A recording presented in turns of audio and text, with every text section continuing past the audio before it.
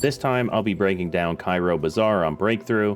I'm going to try to keep this one a little more streamlined than my last map breakdown, so I won't be covering every possible route, angle, or scenario. Instead, I'll focus on the positions and decisions I think are most consistently useful. Like before, this will mainly be from the attacking side of things and from the perspective of a recon player. However, understanding how attackers approach each sector can also help defenders recognize where pressure is likely to come from and which lanes need to be controlled.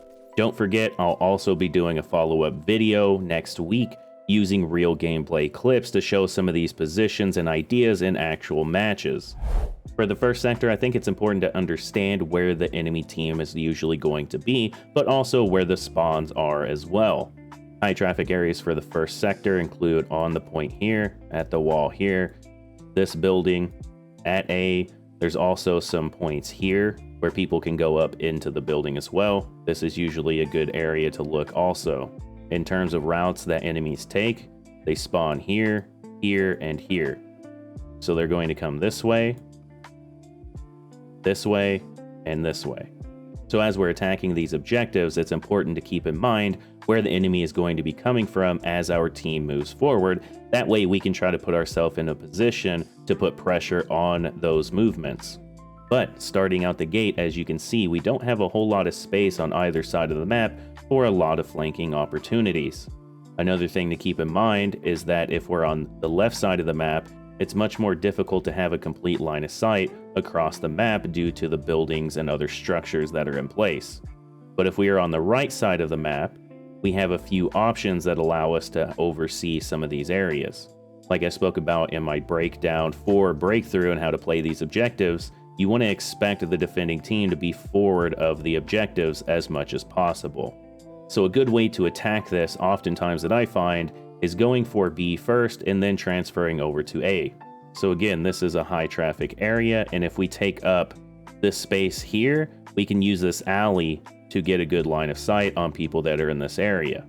Another spot that people often get into as the defending team is this building here. They go up into the second story, and then they shoot at anybody that's in this cone of sight here.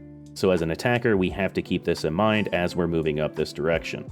So again, if I can be in this area and put pressure on anybody here, that allows for my team to move up. As they move up, I move up and start taking this position as well, keeping in mind that this building will also have a line of sight on me. From here, assuming we take B, I'm going to look to support the push from my team to go this direction. Doing that means trying to clear this building first. Oftentimes I'm going to try to make it to this building, and I'm going to keep a line of sight this direction as well to take out any defenders that are coming from their spawn. Getting onto this building allows me to do 3 different things. I can focus on this area, on the point where people are, people coming this direction from their spawn, people coming from this alleyway here, but then also people coming this way trying to go to B. You have to remember you're putting yourself in a position where those 3 areas can also see you as well.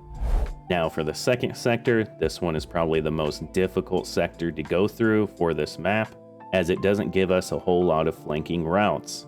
So in terms of where you can expect the enemy, there's going to be a lot on A, but especially this back side. There's going to be a room on the left side, and they're going to be coming from these directions. For B, you're going to expect a lot of people in this area, pushing out front on this side and this side. There's also this building to the right of B that people oftentimes glitch out and get on the very top of. The defenders will be coming from these angles here. So there's 3 main areas they're going to be coming from for B. Sometimes they'll curl around behind these buildings. So as attacking recon player, oftentimes I find myself somewhere in this area or this area when we take the first sector. So if I'm in the area on the right, I'm going to move up and I'm going to target anybody in this area, and then I'm going to move up more and target everybody in this area. If I find myself on this side, I'm basically doing the same thing. I'm trying to take out anybody that I can that's in this cone of sight. And I'm also going to keep in mind that building I spoke about to the right of the point. Now you would think going towards A would be the most beneficial here, but oftentimes it's not straight out of the gate. What I find happens is that our attacking tank usually goes to this spot here, shoots this way, and then the enemy team also uses a ton of smokes. so it's hard oftentimes to get a direct line of sight down A. But during those times that you can, it also can be super effective and useful. I'm oftentimes going to attack A from two different angles. One is going to be this spot, the other is going to be this one. Obviously, with the spot that's straight on, you're going to be in a much more precarious position oftentimes because the enemy has a direct line of sight on you, just like you have on them. One reason I like the right side is the room over here, you can blow a hole into the wall and get another angle from there. And I can do what I've talked about in the past, where we're kind of slicing the angle and slowly coming out and peeking, because what this allows us to do is cover this area first, and the more we peek, the further back we can cover. Like I said, there's a room on the left side that the enemy team likes to hold up in, and if you're on this spot, oftentimes you can get a pretty good line of sight on them when they peek. Oftentimes when they're peeking, they're not expecting you to be right here. What they're doing is trying to peek and see straight down the hall. For the final sector, again, we have two objectives. High traffic area for defenders is going to be this area here, with a spawn point here. You may find some enemies here at times. Lower traffic area is this spot on the right side. You're also going to find enemies in this area as well. For the left side of the map, you're oftentimes going to find enemies in this area, definitely this one here, and these areas here and here. Less trafficked areas include snipers that are in this area, sometimes people that are in this area here. So the way oftentimes that I attack this is going to be first instead of this left side. It also means less angles that I can ultimately have on the opposing team. So I will oftentimes hug this right side of the road and the buildings. That way I can have a cone of sight like this.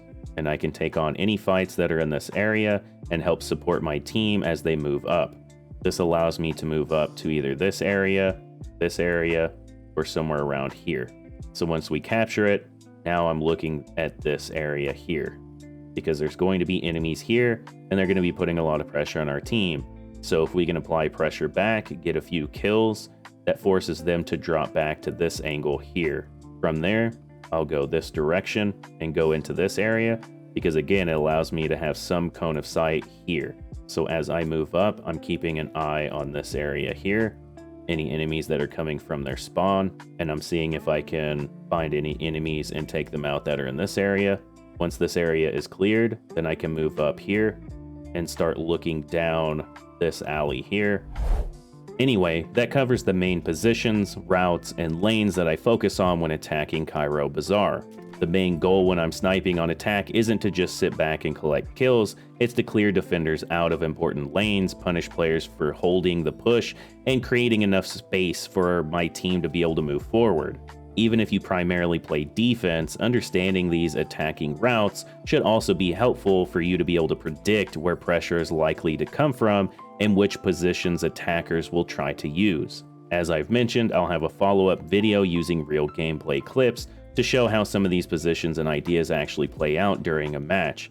But what I want to know is, how do you think Cairo Bazaar and Breakthrough plays? Which sectors often give you the most trouble? Or are there any useful positions or routes that you think I missed? Be sure to let me know down in the comments below. I'll catch you on the next one. RAMTEID out.